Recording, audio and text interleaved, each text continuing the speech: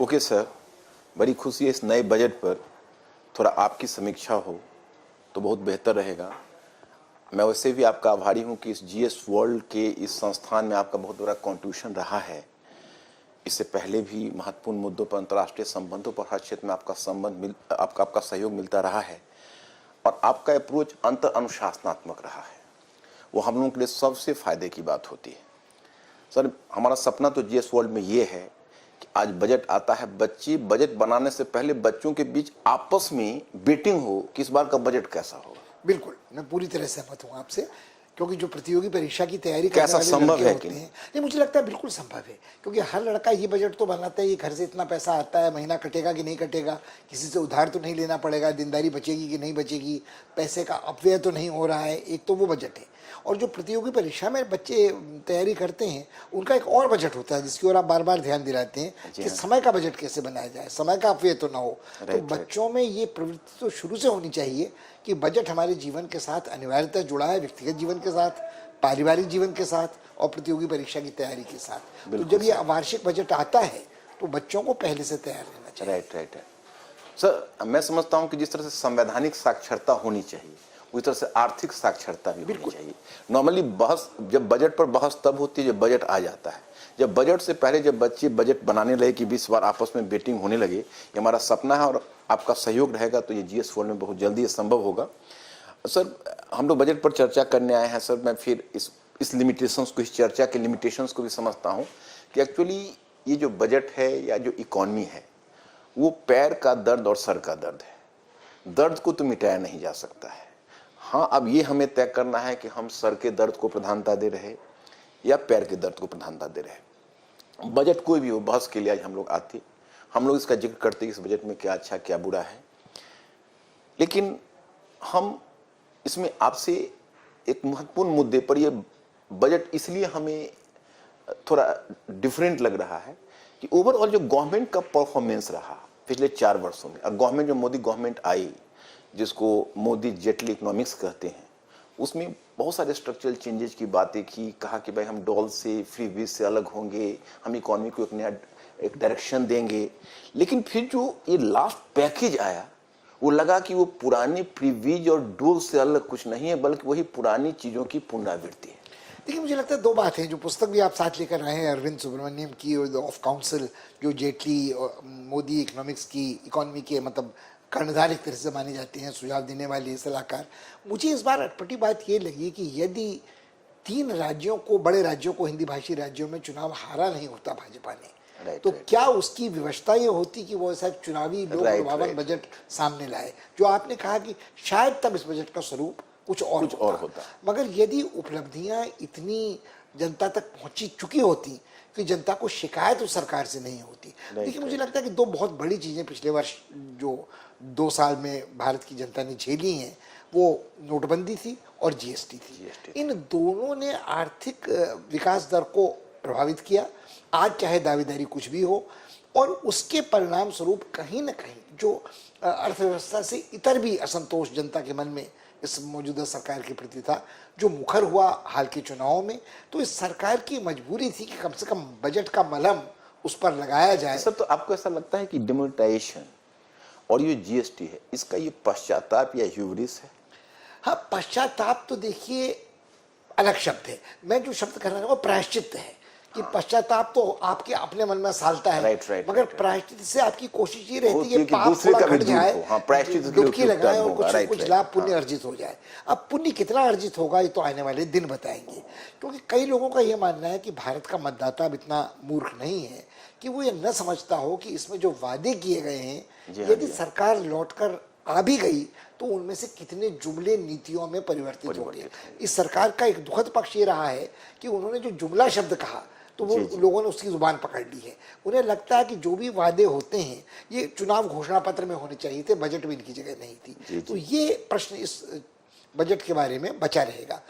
2 छोटी छोटी बातें मुझे, और जो आपने कहा कि इस बजट के बारे में लड़कों को तैयार होना चाहिए, तो मैं भी अपनी तरह से कुछ तैयारी कर रहा था कि इस बजट की सुगबुगाहट क्या होगी। 3 चीजें ऐसी थी जो महत्वपूर्ण थी। चुनाव का वर्ष था, लोग सोचते थे कि बजट अंतरिम बजट होगा, अंतरिम बजट नाम की कोई चीज़ नहीं होती, पूरक मांगे होती हैं, मगर चुनाव के वर्ष वोट और अकाउंट होता है जिसे हम अंतरिम बजट मान लेते हैं।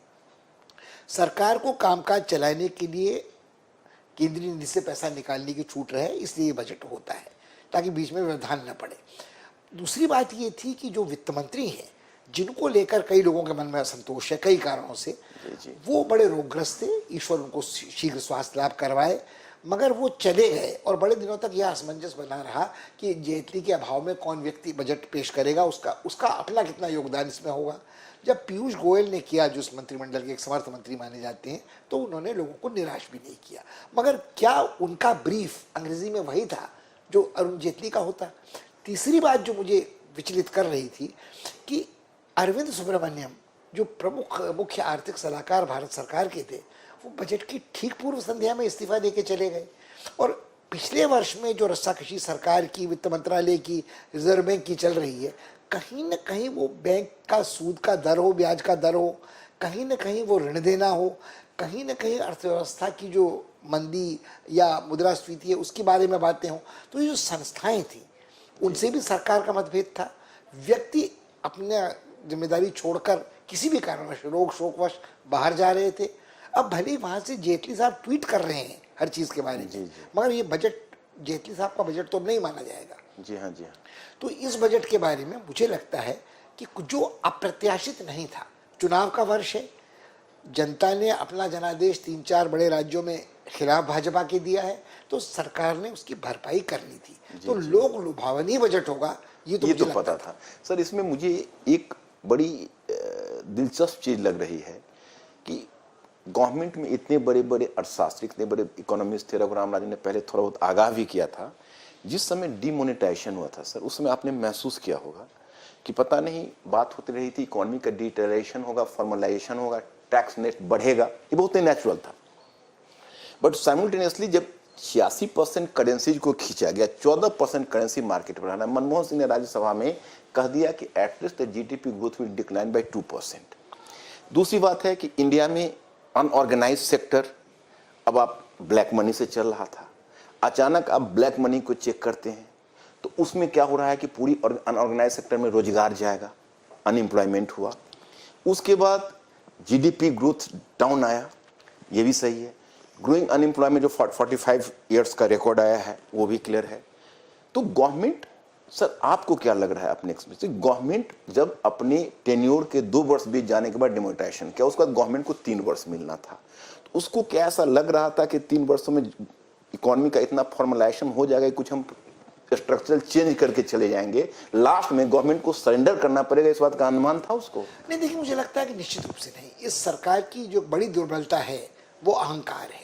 वो अहंकार बौद्धिक अहंकार भी है जो वित्त मंत्री का है, वो एक तरह का अहंकार न भी उसे कहें तो अतिशय आत्मविश्वास प्रधानमंत्री का अपने करिश्माई नेतृत्व पर और अपनी क्षमता पर है, और इसमें कोई संदेह नहीं कि वो अपने करिश्मे से वोट दिलाते रहे हैं। मगर कहीं न कहीं जो तीसरी बात आपने कही है, अनकही, वो मुझे लगता है उस पर विचारणीय है। आपने कई आंकड़े दिए, तो 2% आर्थिक विकास दर निश्चित रूप से घटी, रोजगार मंदा पड़ा, रोजगार के अवसर कम हुए। आपने असंगठित क्षेत्र की बात की, अनऑर्गेनाइज सेक्टर की, मुझे लगता है कि ऑर्गेनाइज सेक्टर में भी बड़ा सीधा संबंध काली धन की अर्थव्यवस्था से है। मान लीजिए कहीं निर्माण हो रहा है, भवन का निर्माण हो रहा है, ज़मीन खरीदी जा रही है, सड़कें पुल बन रही हैं, तो एक तो यह है कि दिहाड़ी मजदूरों को नगद भुगतान हो रहा है, मगर कहीं न कहीं वहीं जो काले धन का तंत्र है उसमें सीमेंट, इस्पात जो आ जा रहा है बड़े पैमाने पर, उसमें भी कहीं न कहीं कर की चोरी, शुल्क की चोरी है। तो वो भी नकदी के द्वारा ही इतना परसेंट सफ़ेद और इतना परसेंट स्याह होता है। तो जिसमें मनी लॉन्ड्रिंग के लिए हम लोगों को पकड़ पकड़ कर विदेश से बुला रहे हैं, कहीं न कहीं वो मनी लॉन्ड्रिंग न सही, मगर काले धन का सफ़ेद किया जाना, स्याह का सफ़ेद निरंतर चलता है। तो उससे सीमेंट उद्योग प्रभावित हुआ, उससे इस्पात उद्योग प्रभावित हुआ, और उससे मुझे लगता है जो वो पेशेवर लोग थे, आर्किटेक्ट थे, इंजीनियर थे, वो प्रभावित हुए। और जो लोग मुनाफा कमाते थे और उपभोग की विलासिता की सामग्री पर पैसा खर्च करते थे, मोटर गाड़ियाँ थीं, टेलीविजन सेट्स थे, बड़े पैमाने बदले जाते थे, वो सब प्रभावित हुए। अब आपने जिस बात इशारा किया, आपने जो आंकड़े दिए वो बड़े रोचक हैं, क्योंकि एक बड़ा पुराना कथन अर्थशास्त्र में है कि 3 तरह के झूठ होते हैं, झूठ, सफ़ेद झूठ और आंकड़े। तो lies dam lies Lies and and statistics. statistics। अब इन आंकड़ों को लेकर जो ग्रोथ के हैं, विकास के हैं, इस देश में एक बड़ी बहस चल रही है, और वो बहस सिर्फ उन लोगों में नहीं चल रही है जो भाजपा के विपक्षी हैं, उन लोगों में चल रही है जो पेशेवर स्टेटिस्टिशियंस हैं, जो इस सरकार के प्रमुख पदों पर रह चुके हैं, जो तटस्थ हैं। उनका कहना है कि ये आंकड़े बहुत विश्वसनीय नहीं है। तो जो नेशनल सैंपल सर्वे के ऑर्गेनाइजेशन के आंकड़े हों या मासिक आंकड़े हों, उनके बारे में लोगों में मतभेद है, और कुछ लोगों ने इस्तीफे अपने पदों से दिए हैं कि हमारी तटस्थता या हमारी विश्वसनीयता प्रभावित होती है। तो मुझे लगता है कि सरकार ने निश्चित रूप से जिस समय किसी भी कारणवश नोटबंदी की थी, उसके दुष्परिणामों के बारे में दूरदर्शी तरीके से नहीं सोचा था। अब ये बात और इतर है कि जीएसटी के बारे में सबकी सहमति थी, वो सुधार तो लाना कांग्रेस चाहती थी, मगर जब आपने जिस तरह से उसको पेश किया तो निश्चित रूप से बार बार ये लोगों के मन में शक उठता है कि वित्त मंत्री उतावलेपन में कर रहे थे, अपनी बुद्धिमत्ता का प्रदर्शन कर रहे थे, फिर उन दरों को बदल रहे थे। इतना उसमें असमंजस है कि हर आदमी चार्टर्ड अकाउंटेंट के पास जाने को मजबूर हुआ, और जिसको छोटा और खुदरा व्यापारी था वो उस तंत्र में फंस गया। तो मुझे लगता है कि ये दोनों कारण ऐसे हैं कि जो तीसरा आंकड़ा ये सरकार बता रही कि पिछला वर्ष सबसे अच्छा इस देश के लिए रहा है, वो विश्वसनीय नहीं कहा जा सकता। ये सर बहुत सही आपने कहा। ये वाकई में जो आंकड़ा है, आंकड़ा पर तो प्रश्न हमेशा लगाए जाते रहे हैं। अब सर सरकार जिस असमंजस में फंसी हुई है, मुझे लगता है अगर ये सरकार जीत कर आती है तो फिर इसको ऑन ट्रैक कैसे रखेगी, पहली समस्या। दूसरी समस्या, अगर ये सरकार हार जाती है तो क्या इसने ऐसा एक गेम खेला है इंटरिम बजट में कि जो भी सरकार आएगी उसके लिए इतना बर्डन हो जाएगा इकोनॉमी को फिर कैरी ऑन करना, और उसकी लीगेसी निश्चय ही कांटों की ताज होगी। नहीं, देखिए, मुझे लगता है कि आप बहुत एक महत्वपूर्ण सवाल उठा रहे हैं। हम इसके तीनों पक्षों को अलग अलग देखें। हम ये मानकर चलें कि ये सरकार हार नहीं रही है, पुनर्निर्वाचित हो रही है, मगर क्या उतने ही बड़े स्पष्ट बहुमत से आ रही है कि अपने बलबूते पर सरकार बना लेगी, या वो सबसे बड़े दल के रूप में उभरकर भाजपा और एनडीए पे आते हैं मगर उनके पास स्पष्ट बहुमत नहीं होता, जैसा मोदी जी को 2014 में मिला था।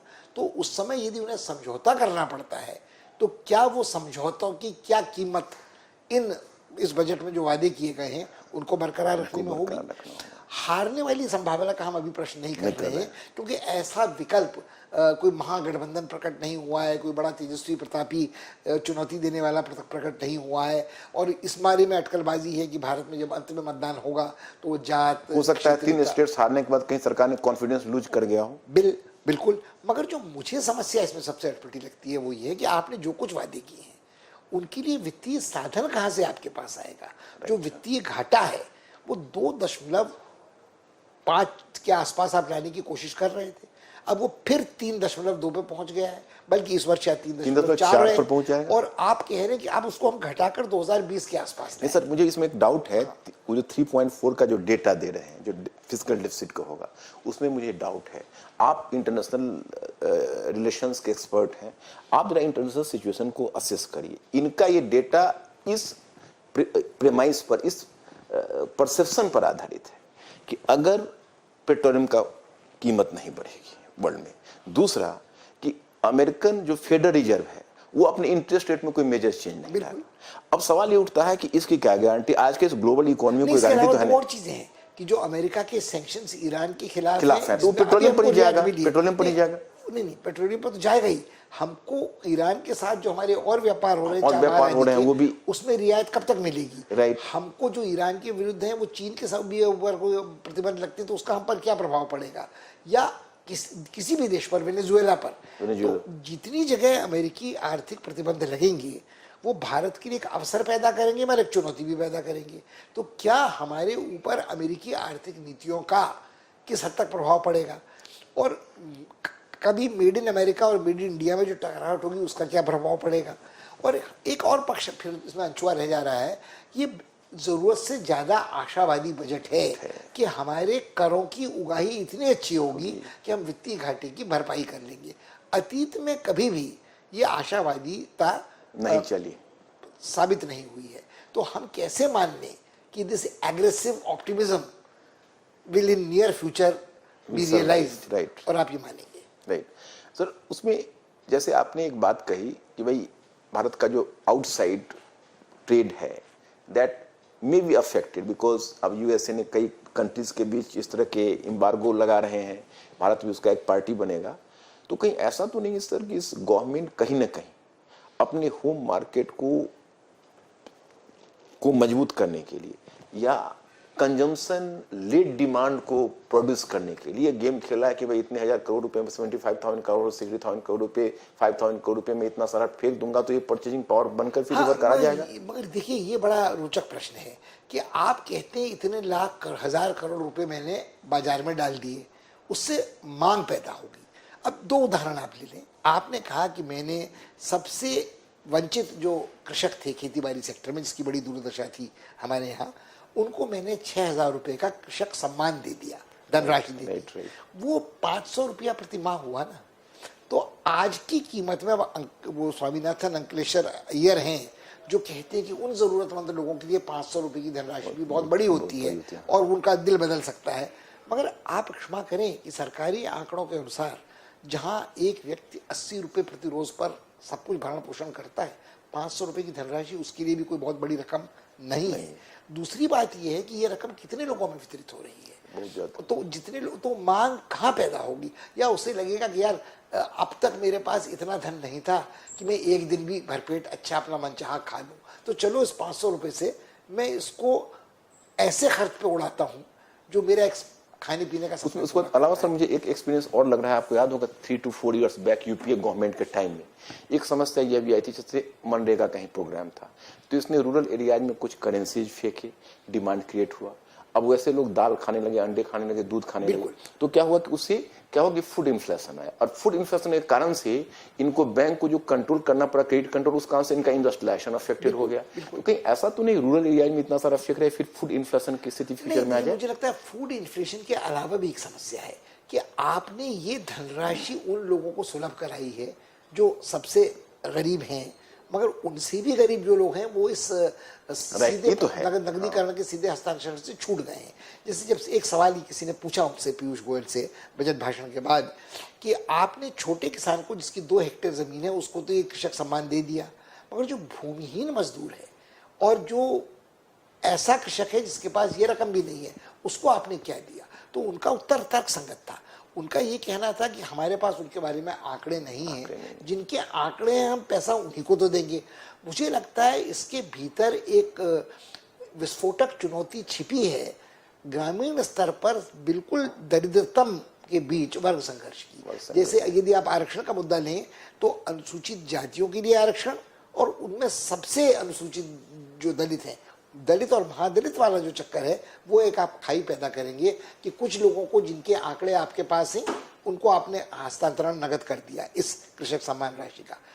मुझे इसमें एक और आपत्ति है कि इसी बजट में ये घोषणा की गई है कि कम से कम 2,000 रुपए की धनराशि जो सुझाई गई है वो इसी वित्तीय वर्ष में बांटी जाएगी। इस वित्तीय वर्ष का जो आवंटन होगा वो चुनाव के पहले होगा। तो ये बिल्कुल एक तरह से घूस देने वाली बात नजर आती है, वो नहीं है। 2-3 और छोटी छोटी चीजें हैं जो मुझे, आपने दूध पीने का, अंडे खाने का जिक्र किया था कि भारत दुग्ध उत्पादकों में नंबर 2 पे है, मगर भारत में आम आदमी का दूध का खपत कितनी है, कितना खा सकता है? यही देश है जहां टोन्ड मिल्क नहीं डबल टोन्ड मिल्क भी मिलता है। तो पनीला दूध अगर आप पी रहे हैं तो आप उससे क्या कहेंगे कि आपके पौष्टिक आहार बढ़ रहा है। जहां तक अंडे का प्रश्न है, इसी सरकार के राजनीतिक दल के कार्यकाल में अनेक राज्यों में स्कूलों में अंडे बंद कर दिए गए थे कि आपको लगता था कि अंडे शाकाहारी या सात्विक नहीं है। तो मुझे लगता है कि ये जो अंतर्द्वंद है उनके चलते इस नगद रकम का हस्तांतरण से किसी को आपत्ति नहीं हो सकती है। सर आपने बहुत अच्छे एक मुद्दा उठाया कि भाई जो ग्रामीण क्षेत्र है, जो काफी ये चीज हाईलाइटेड हुआ है कि ग्रामीण क्षेत्र में आप 2 हेक्टेयर जमीन वाले किसानों को दे रहे हैं, लेकिन एक बहुत बड़ा आंकड़ा जो भूमिहीन किसानोन का है या फिर एग्रीकल्चर वर्कर्स का है, लेबर का है, वो उससे छूट जा रहे हैं। जो कम्प्लीटली इंसॉल्वेंट है वो उससे छूट जा रहे हैं। उसी वही समस्या तो सर अनऑर्गेनाइज सेक्टर में भी आ रही है। 15,000 का इन्होंने डेटा बनाया हुआ है कि 15,000 वाले को ये सुविधाएं मिलेगी, उसके मतलब बिलो वाले को। तो क्या उनके पास आंकड़ा ऐसा है कि किसका रोजगार में 15,000 कौन ड्रॉप कर रहा है? ऑर्गेनाइज सेक्टर में उनके पास क्या आंकड़ा है? आपने बड़ा महत्वपूर्ण प्रश्न उठाया कि आंकड़े में जमीन के स्वामित्व के आंकड़े आपके पास हो सकते हैं, मगर कुछ अर्थशास्त्रियों का मानना है कि वो जमीन के स्वामित्व के आंकड़े भी प्रामाणिक नहीं है, उनमें बड़ी हेराफेरी है। मगर जो आपने दूसरा आंकड़ा उठाया 50,000 रुपए की आमदनी वाला, वो मुझे लगता है वो पेंशन के साथ जुड़ा है, सामाजिक सुरक्षा का प्रश्न है। आप कहते हैं कि जो लोग असंगठित क्षेत्र में हैं उनको हम पेंशन के लिए 15,000 रुपये की एक योजना बना के दे रहे हैं। अब समस्या ये है कि वो आप उनको अनुदान नहीं दे रहे हैं, जो आपने कृषक सम्मान वितरण किया है। आप उनसे उम्मीद कर रहे हैं कि 60 वर्ष की उम्र में अपनी पेंशन खाने के लिए अपनी रोज की दिहाड़ी में से एक कोई निश्चित रकम बनाकर वो जमा करेंगे, जिसके निवेश से जो पैसा बनेगा उससे उनको पेंशन मिलेगी। और ये तो दूर के इतने दूर के ढोल हैं कि वो सुहावने 60 ईयर्स के बाद सुनाई नहीं दे रहे हैं। कि माना कि आज भारत में आदमी की जीवन की अपेक्षा 67-68 वर्ष है, मगर जो व्यक्ति 18-20 वर्ष की उम्र में दिहाड़ी मजदूरी कर रहा है, अगर उसकी दिहाड़ी मजदूरी मान लीजिए पूरी उसे मिल भी रही है, तो क्या आज पेट काट कर वो 60 साल के बाद 15,000 रुपये की पेंशन के लिए जिसकी कीमत क्या होगी, क्या कर रहा होगा?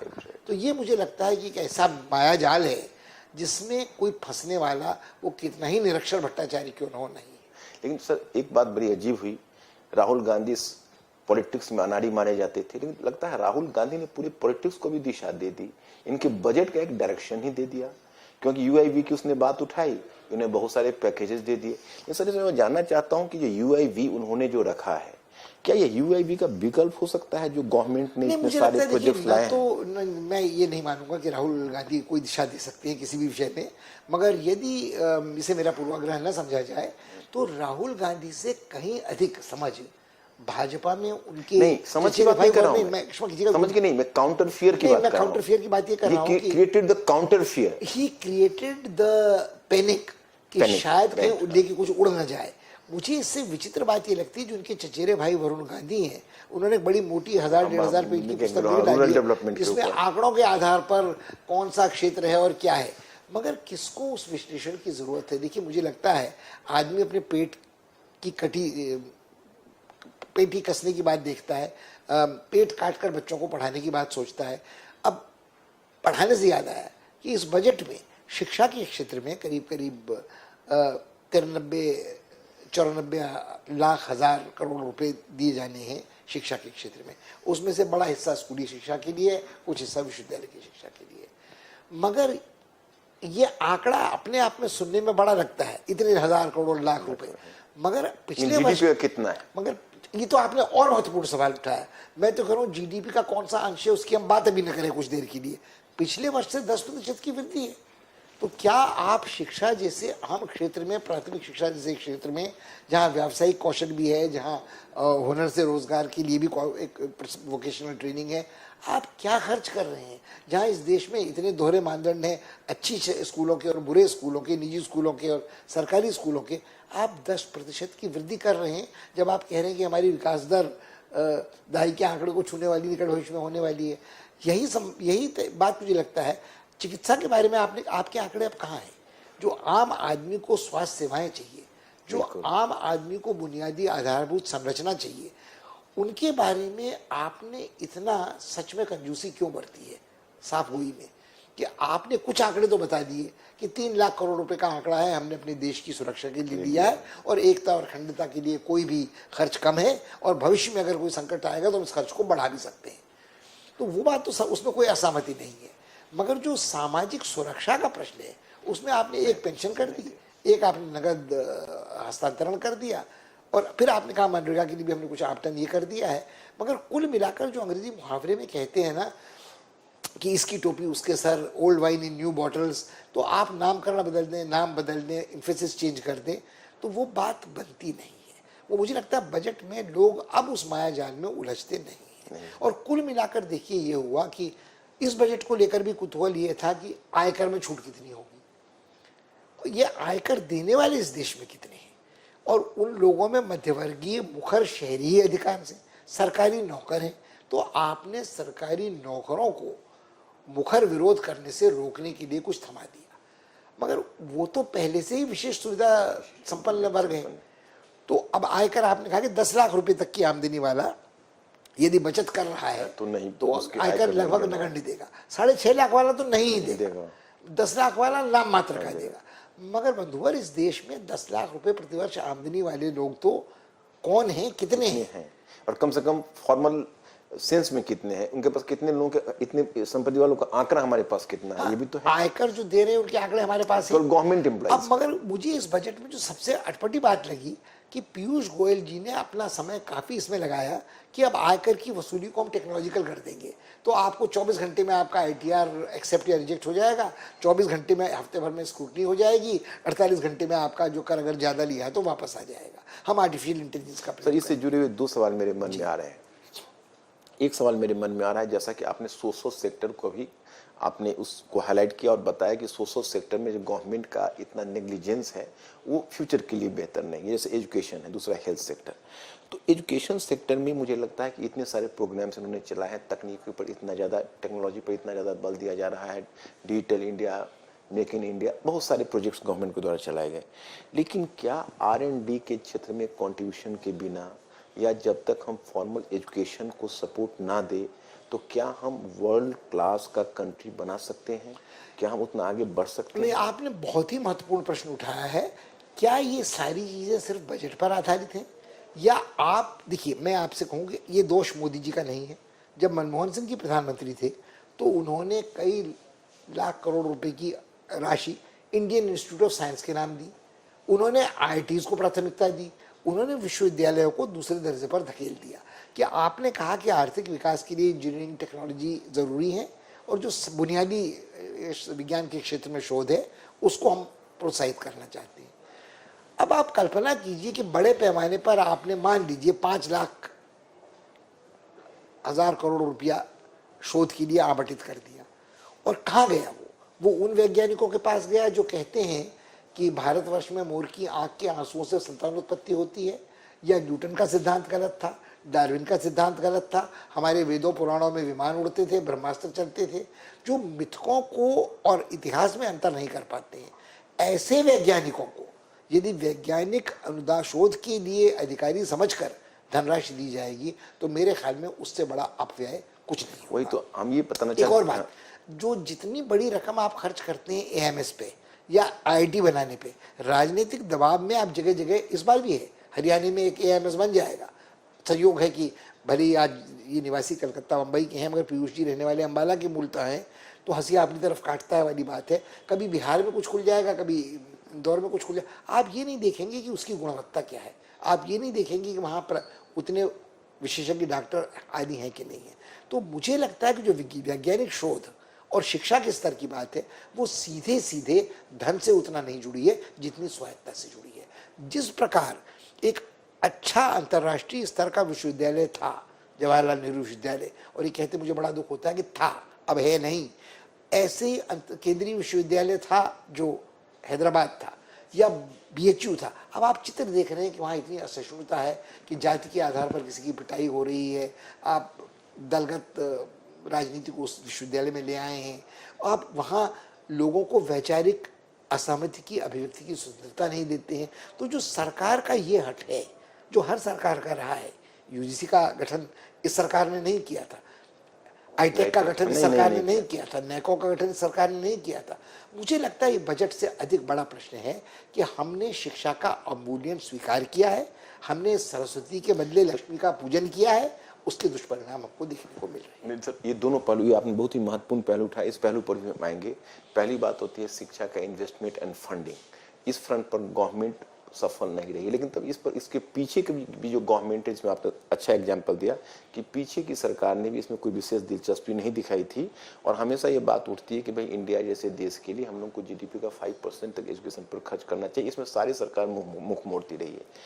इसमें इस सरकार में थोड़ा हमको ये लगा कि ये सरकार ने बहुत कुछ ऐसे प्रोग्राम चलाए थे जो इनके एजुकेशन के इन्वेस्टमेंट पर डिपेंड करता था। अब दूसरे पहलू पर हम वैसे भी आने वाले थे, आपने बहुत से पहले उस मुद्दे को उठा दिया। ये जो साइंटिस्ट हैं और जो साइंस कॉन्फ्रेंस है, एक बार की बात नहीं है, कॉन्टिन्यूसली एंड कॉन्जिक्यूटिवली जितने कॉन्फ्रेंसेस हो रहे हैं उसमें इस तरह के मिथक्स और हिस्ट्री के बीच के को लाग लपेटा जा रहा है। तो ये तो बड़ा दुर्भाग्यजनक स्थिति है। और ये किस डायरेक्शन में, क्या हम लोग इस कॉन्ट्रडिक्शन के साथ एक हेल्दी साइंटिफिक टेम्पर का डेवलपमेंट कर सकेंगे इंडिया में? नहीं, देखिए, मुझे लगता है ये प्रश्न का उत्तर देना आज तो लगभग असंभव हो गया है, क्योंकि साइंटिफिक टेम्पर शब्द का प्रयोग आपातकाल में किया गया था और श्रीमती गांधी ने उसे नागरिक के कर्तव्य के रूप में संविधान में जोड़ दिया था। बाकी चीज़ें खारिज हुई मगर ये कर्तव्य खारिज नहीं हुए। मगर क्या आप पाठ्यक्रम में साबित कर किसी चीज़ को नैतिक, किसी व्यक्ति को नैतिक बना सकते हैं? क्या पाठ्यक्रम में अनिवार्य बनाकर आप वैज्ञानिक सोच या तर्कसंगत सोच को कर सकते हैं? मेरे ख्याल में आज की जो राजनीति है वो भावावेश की राजनीति है, वो सिर्फ भाजपा की नहीं। जो सेकुलर्स हैं वो भी अपने को एक तरह से फेटिकी मानते हैं, जो रैशनलिस्ट हैं वो अपना रैशनलिस्ट हर दूसरों पर थोपना चाहते हैं। मगर आधुनिक जनतंत्र और आधुनिक समाज भावावेश का या मिथकों का या पौराणिक आख्यानों पर आधारित नहीं हो सकता। कहीं न कहीं उसे आधुनिक काल से समझौता करना होगा और ये मानना होगा कि मेरी व्यक्तिगत आस्था कुछ भी हो, कर्मकांड में हो, मंत्र तंत्र में हो, वो राजनीति के क्षेत्र में सार्वजनिक नहीं हो सकती है। दुर्भाग्य से शिक्षा के क्षेत्र में पाठ्यक्रमों पर अपनी विचारधारा को थोपना इस सरकार से पहले शुरू हुआ था।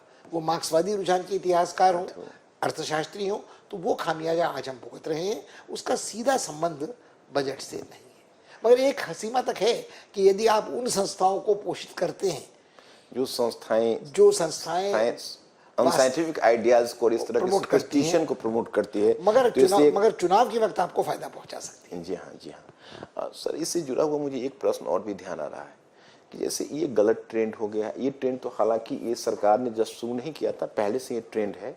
बट पहले क्या था कि एक हम लोगों ने सब्सिडी सिस्टम और गवर्नमेंट ने कुछ बेसिक अम्यूनिटीज लोगों को प्रदान करना शुरू किया। उसके लिए हमने कुछ ऐसे इंस्टीट्यूशनल सपोर्ट दिए, बहुत सारे इस तरह की संस्थाएं, health sector, education sector etcetera. अब धीरे धीरे गवर्नमेंट अपना हाथ पीछे खींचती जा रही है और कैश ट्रांसफर मैकेनिज्म में बहुत इंपॉर्टेंट होता जा रहा है। लेकिन अगर पब्लिक सर्विस अवेलेबल नहीं है तो कैश कहां देंगे? Where to spend the cash? नहीं, देखिए, where to spend that cash ये एक ऐसा यक्ष प्रश्न है जिसका उत्तर है ही नहीं। अब बार बार मोदी जी या सरकार के जो और मंत्री हैं वो कहते हैं कि राजीव गांधी ने कहा था कि जो लाभ है वो पहुंचने तक 15% पहुंचता है, 85 पैसे गायब हो जाता है। तो हम सीधे नगद पैसा दे रहे हैं। नगद पैसा तो आपने मुझे दे दिया, मगर उस नगद पैसे का आवंटन घर के बजट में मैं कैसे करता हूँ ये मेरे ऊपर निर्भर करता है। यदि मेरे पास कोई अस्पताल अच्छा है ही नहीं तो मैं किसी झोला छाप डॉक्टर के पास जाकर ही तो उस पैसे का व्यय करूंगा।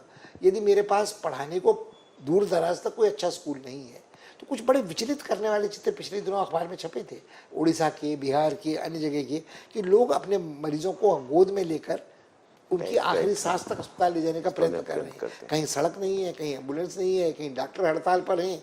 तो मुझे लगता है जो देखिए ये भारत की समस्या आज़ादी के 70 साल बाद, इसका दोष वर्तमान सरकार का नहीं है। जब ये सरकार सवाल पूछती है पलटकर कांग्रेस से तो 70 साल में आपने क्या किया था? आपके बनाए सार्वजनिक सरकारी उसका भी फेल्यूर है, इट इज कॉमन फेल्यूर।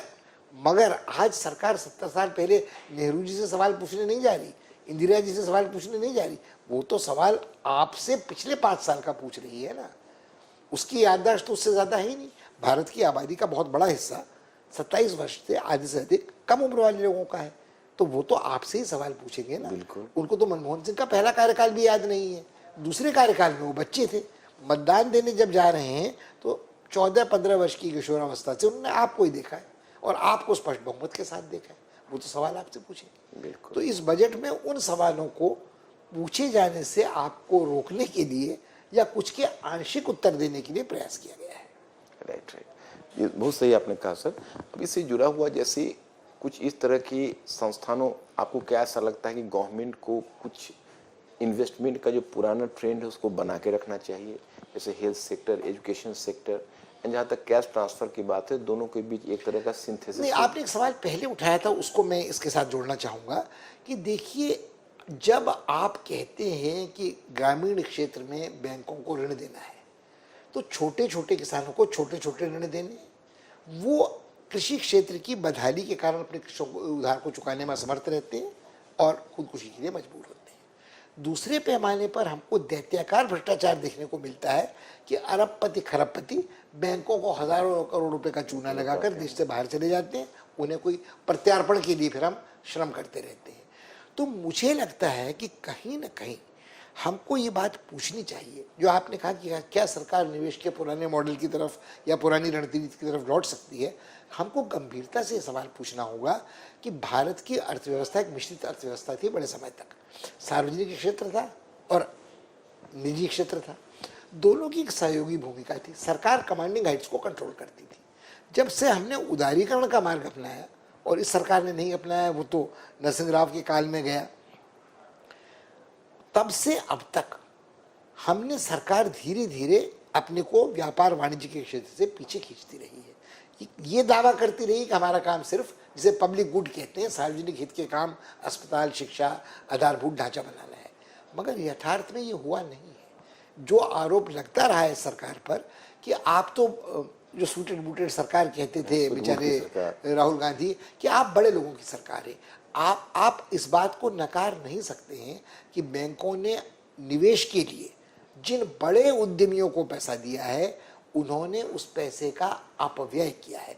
आज यदि मुकेश अंबानी के छोटे भाई अनिल अंबानी की आरकॉम दिवालियेपन के लिए आवेदन देती है, अपने को दिवालिया करार कर देने के लिए, तो कहीं ना कहीं आपको ये नहीं सोचना पड़ेगा कि इतने 1000 करोड़ रुपए का जो राफेल का घोटाला था, उसमें ये बात गौण है कि इनको 65,000 मिला था, 35,000 मिला था, 5,000 मिला था करोड़ रुपया, मगर आपने उस आदमी की साख पर उसको उधार दिया निवेश के लिए, जिसने उसका अपव्यय किया। ये एक नाम नहीं है।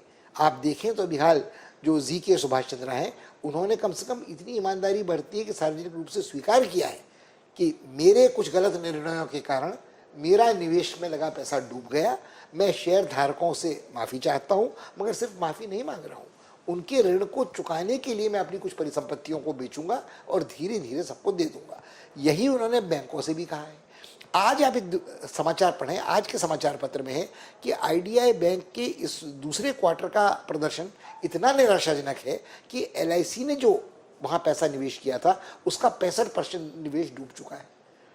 आप सहाराश्री को याद कर लें कि सुप्रीम कोर्ट उनको जेल में रखने के बाद, अनेक मौके देने के बाद, इस बारे में असमर्थ रही है कि वो अपने जो निवेश के लिए उन्होंने, अब वो नॉन बैंकिंग कंपनीज क्या थी, वो पैसा कैसे जुटाते थे, ये सारी बातें अलग हैं। मुझे लगता है कि कहीं ना कहीं इस बजट में जो मुझे एक बहुत बड़ी कमज़ोरी लगी कि इस बजट के आने के पहले अटकल इस बात की हो रही थी कि हम अपने बैंकों का रिकैपिटलाइजेशन करेंगे। उसमें भी लोगों को आपत्ति थी, भैया पूंजी तो मेरी थी, मैंने गाढ़े वक्त की कमाई अपनी बचा के रख रखी थी, उसको आप उन बैंकों को दे रहे हो जिन्होंने लुटिया डुबोई है सबकी, तो मेरा पैसा तो डूब जाएगा, फिर मैं क्या करूँगा।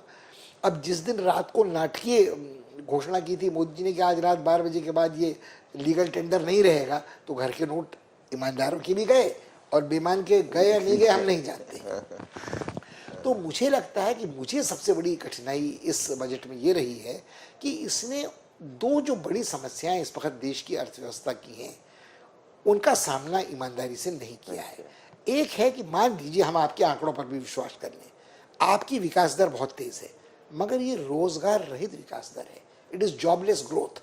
और जो विकास दर है उसके जो आंकड़े, फिर मैं दोहरा के कह रहा हूँ, मान लें हम बहस के लिए उनको स्वीकार कर लें, जिन पर मुझे बहुत संदेह है, मगर क्या उस विकास का वितरण समान रूप से, या समान तो हो ही नहीं सकता, समतापूर्ण रूप से हुआ है? अभी हम लोग नगद हस्तांतरण की बात कर रहे थे, तो वो सारी समस्याएं इसमें इन्होंने अनदेखी की है। बैंकिंग प्रणाली की लाइलाज बीमारी की और रोजगार रहित विकास की जो चुनौतियां हैं वो वैसी की वैसी हैं।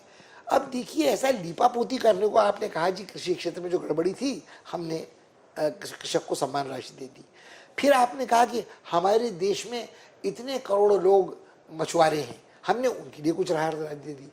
तो मछुआरे तो कुछ देर के लिए खुश हो गए, मगर जो मछुआरे नहीं हैं, समुद्र तट पर नहीं रहते, नदी किनारे नहीं रहते हैं, उनके लिए आपने क्या किया? या तो आप ये कहते कि इस सीमा रेखा से नीचे के सभी लोगों के लिए हमने एक राहत राशि या सम्मान राशि की है, तो मुझे लगता है ये कहीं ना कहीं बहुत गड़बड़ है। आप कहते हैं भारत, आपको सबसे बड़ी खामी लग रही है जो एम्प्लॉयमेंट जनरेशन जो होना चाहिए उस पर काम नहीं हुआ। हाँ, उस पर काम नहीं हुआ और रकम गई, देश की एक अच्छी खासी रकम गई, लाखों करोड़ रुपए गए, लेकिन वह एम्प्लॉयमेंट जनरेशन में उसका कम्बिनेशन नहीं हुआ। और आपने जो एम्प्लॉयमेंट जनरेशन के नाम पर एक मनरेगा जैसी इनकी स्कीम नीति पहले की थी, मगर उसमें भी जो भ्रष्टाचार व्याप्त था, उसमें आधारभूत संरचना के काम नहीं हो पाए, या हम रोजगार, आंशिक रोजगारी था ना, कि हर घर को काम की गारंटी थी, मगर साल में 100 दिन की गारंटी थी, वो इतनी रकम की गारंटी थी, तो वो disguised employment, under employment, corruption, वो सारी चीज़ उसमें जुड़ी हुई थी। तो मुझे समस्या इस बजट में ये लगती है कि देखिए, हर बजट के दो हिस्से हैं, आमदनी का हिस्सा और खर्च का हिस्सा, जो आपने शुरू में कहा कि लड़के को भी ध्यान रखना चाहिए। तो इस बजट में मैं ये समझने में असमर्थ हूँ कि वित्तीय घाटे की पूर्ति कैसे होगी।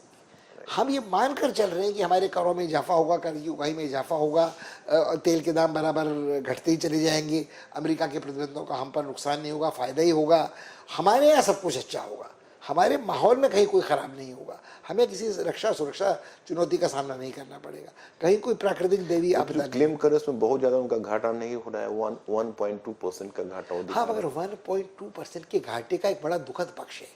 आपने एक सवाल उठाया था जब हम चर्चा इसके पहले कर रहे थे कि भारत पिछले वर्षों में अपने को poster boy of liberalise economy दिखा रहा है।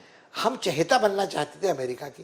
जी हाँ, जी। अब जब आपका वित्तीय घाटा कंट्रोल नहीं होगा, वही सर मैं प्रश्न पूछना चाहता था कि जिस समय मोदी गवर्नमेंट आई थी, पोस्टर बॉय ऑफ दिस, वो अपने वर्ल्ड को इकोनॉमिक लिबरेशन के पोस्टर बॉय के रूप में चित्रित करना चाहती थी। इंटरनेशनल फोरम में आज चाइना के साथ इंडिया भी हाथ पकड़ के खड़ा था कि इकोनॉमिक लिबरेशन को प्रमोट किया जाना चाहिए।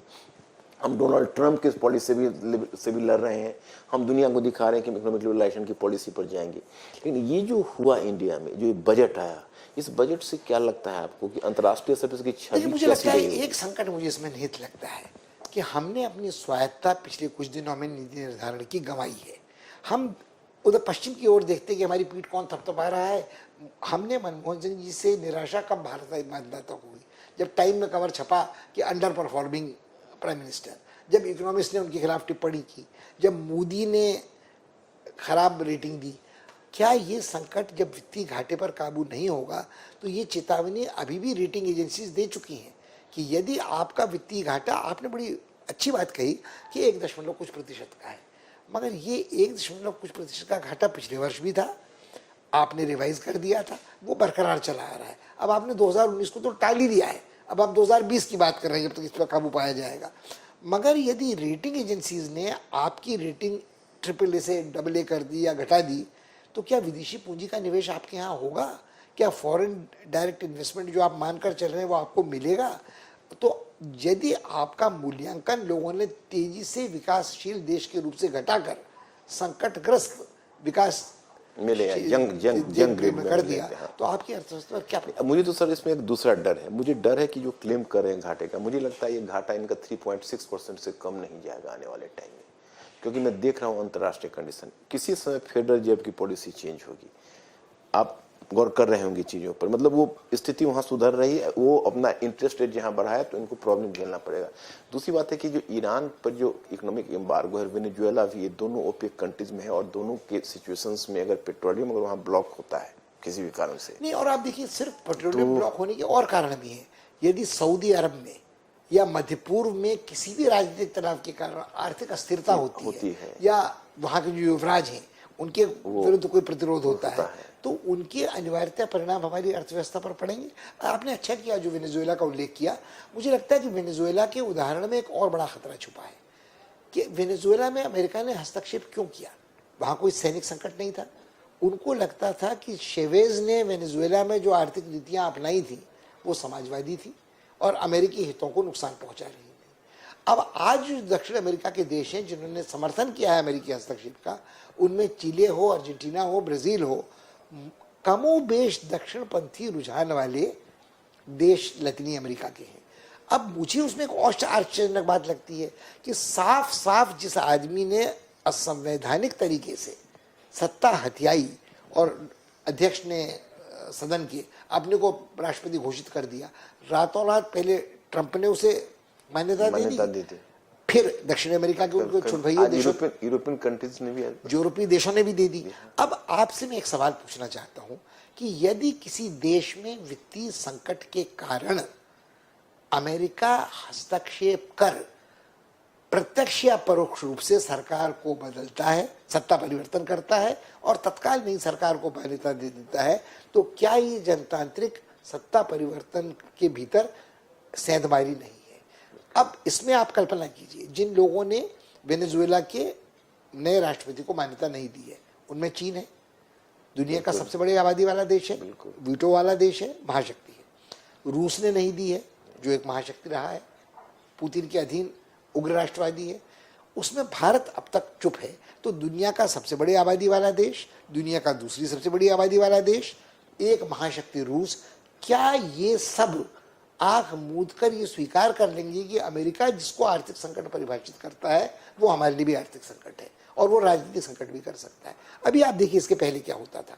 यदि किसी देश में कोई आर्थिक नीति ऐसी होती थी जिसको अमेरिका अपने हित में नहीं समझता था, तो होता क्या था कि उस देश को ये कहा जाता था कि आप वर्ल्ड बैंक या उसके कुछ नुस्खों को मान लीजिए, आपको ये जहर भरा कड़वा घूंट पीना ही पड़ेगा कि आप अपनी आर्थिक नीतियों का निर्धारण अपनी स्वाधीन नीति के अनुसार नहीं करेंगे, हमारे दिशा निर्देशों के अनुसार करेंगे। और वर्ल्ड बैंक अमेरिका के दिशा निर्देशों पर काम करता था। ये आप यूरोपीय समुदाय के साल भर 2 वर्ष पहले का संकट देखिए, वो यूरोजोन का संकट हो, वो पिग्स का संकट हो, कि यूनान की अर्थव्यवस्था हो, पुर्तगाल की अर्थव्यवस्था हो, स्पेन की अर्थव्यवस्था हो, इन सब में जो हस्तक्षेप था वो प्रत्यक्ष सरकार का नहीं था।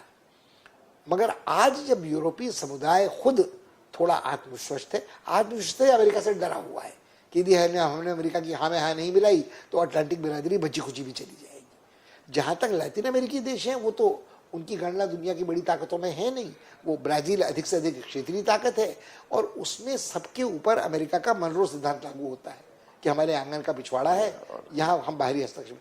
मगर क्या रूस, क्या चीन और क्या भारत ये स्वीकार करेंगे कि हम अपनी आर्थिक नीतियों को अमेरिका के दिशा निर्देश के अनुसार चलाएंगे, स्वाधीन नहीं होंगे? मुझे डाउट लगता है, मुझे लगता है कि भारत में इतना खुलकर सामने नहीं आएगा और चीन और रूस को तो आने का कोई प्रश्न ही नहीं है।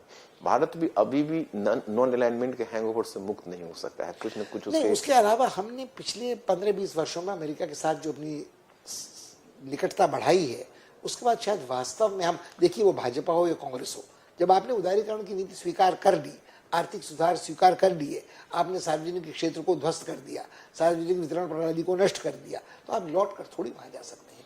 आपने निजीकरण हर सेवा का कर दिया, हर उद्यम का कर दिया, रक्षा उत्पादन तक का कर दिया, तो फिर बचता क्या है?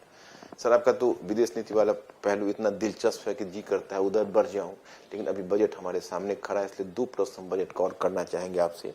एक प्रश्न ये करना चाहूंगा कि ये यूनिवर्सल बेसिक इनकम का बहुत काफी तुल पकड़ा है ये, तो ये universal basic income Rahul Gandhi ने भी इस मुद्दे को उठाया और जैसा कि इस बजट में ऐसा कुछ लगता है कि हर वर्ग को कुछ न कुछ देना, कुछ तोहफा देना, उसको घुमा फिरा के कहीं ये यूनिवर्सल बेसिक इनकम की नकल करने की कोशिश तो नहीं की गई? नकल करने की तो कोशिश की गई है कि इससे इनकार नहीं किया जा सकता कि आप कुछ न कुछ लॉलीपॉप थमाना चाहते हैं हर एक को, मगर मुझे अपने आप में सार्वभौमिक समान आय जो है वो बड़ा अटपटा प्रश्न लगता है कि बाय द वर्ड यूनिवर्सल आपका अभिप्राय है कि हर एक को मिलेगी वो बुनियादी तालीम की तरह, बुनियादी चिकित्सा की तरह बुनियादी आय सबको मिलेगी, मगर उस बुनियादी आय की रकम क्या होगी? अमेरिका में भी सोशल सिक्योरिटी होती है जिसे डोल कहते हैं, तो डोल तो लगभग आत्मसम्मान ताक पर रखकर भीख मांग के रहने वाली आदत है। मगर यदि आप कहते हैं कि आपको एक हम बुनियादी आय सब नागरिकों को देंगे, तो उससे लाभान्वित कौन होगा? आप ये क्यों कह रहे हैं कि सबको देंगे? आप ये कहिए कि हम एक न्यूनतम आय जो सम्मानजनक मानवीय जीवन यापन के लिए जरूरी है वो समाज के दलित वर्ग के लिए सुलभ कराएंगे, तो वो बात मुझे समझ में आती है। कुछ समय पहले हम लोग चर्चा कर रहे थे मांग पैदा होने का, डिस्पोजेबल इनकम का, तो इसी सम्मान राशि के नकदीकरण के हस्तांतरण के बारे में एक अर्थशास्त्री ने कहा कि यदि ये राशि दुगनी होती और आधे लोगों को मिलती तो शायद लोगों को फायदा होता और कहीं ना कहीं निवेश होता, मगर कहीं ना कहीं मांग पैदा होती।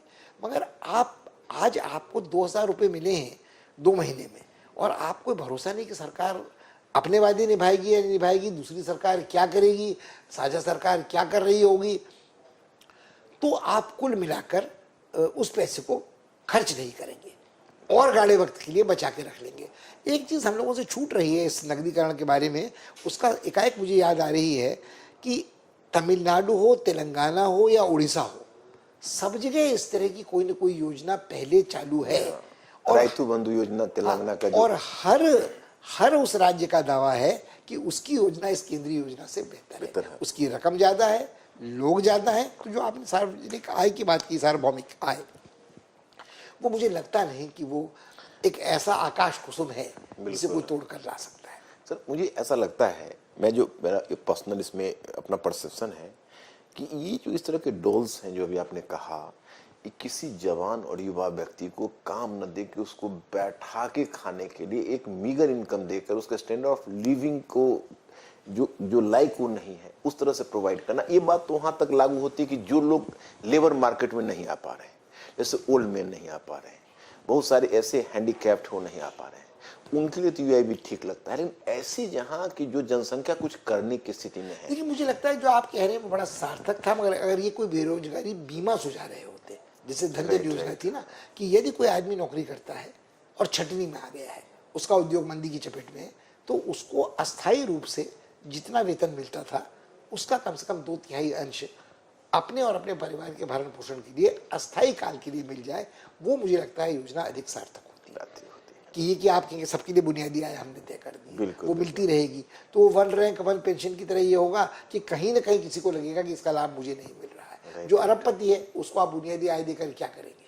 बिल्कुल बिल्कुल सर, इसमें मैं जानना चाहूंगा एक मुद्दे पर आप और प्रकाश डालिए, ये एग्रीकल्चर डिस्ट्रेस, ये बहुत प्रॉब्लम है स्टूडेंट्स के लिए भी, ये बहुत माइंड बॉगलिंग क्वेश्चन है, और इसको सरकार ने कुछ उसके लिए पैकेज दिया है, स्टेट गवर्नमेंट भी टाइम टू टाइम पैकेज देती रहती है। जो पैकेज होता है वो जस्ट डोज की तरह होता है, वो कोई इस तरह का कोई कंक्रीट कोई स्टेप्स गवर्नमेंट की तरफ से नहीं लिया जा सके उनकी इनकम का प्रमोशन के। तो मैं यहाँ से आपसे 2 क्वेश्चन पूछना चाहूंगा। एक तो ये कर्ज मुआफी है, जैसा कि आपने भी कहा कि कर्ज मुआफी इसका कोई समाधान नहीं है, ये तो एक तरह से समझिए कि कोई भी पेन किलर दे के किसी को फॉर टाइम बिंग राहत देने की बात है। और आपने एक बहुत लंबे समय से आपने बजट को फॉलो किया है और इस क्षेत्र में आपका बहुत लंबा एक्सपीरियंस रहा है। आप यह भी मानकर चलते हैं कि हर गवर्नमेंट इस मोर्चे पर फेल हुआ है, चाहे वो नेहरू की गवर्नमेंट से हम उठाते हैं वर्तमान गवर्नमेंट तक, क्योंकि इंडिया के पीजेंट्स के साथ जस्टिस किसी भी एज में और किसी भी गवर्नमेंट ने ठीक से नहीं किया। परंतु इस गवर्नमेंट को अब इस मुकाम पर जहां हमारा देश पहुंच चुका है और जो डिस्ट्रेस की स्थिति की WTO वाला भूमिका आ गई, इकोनॉमिक रेगुलेशन वाला रोल आ गया है, ये सब फैक्टर्स इनकी सिचुएशन को और भी डिस्ट्रेसफुल बना दिया है। तो ऐसी सिचुएशन में आप 2-3 कंक्रीट सुझाव अपने एक्सपीरियंस से दीजिए, क्या होना चाहिए? देखिए मुझे लगता है कि मुझसे कहीं अधिक समर्थ और प्रतिभाशाली अर्थशास्त्री ये सुझाव देने में असमर्थ रहे हैं, असफल रहे हैं।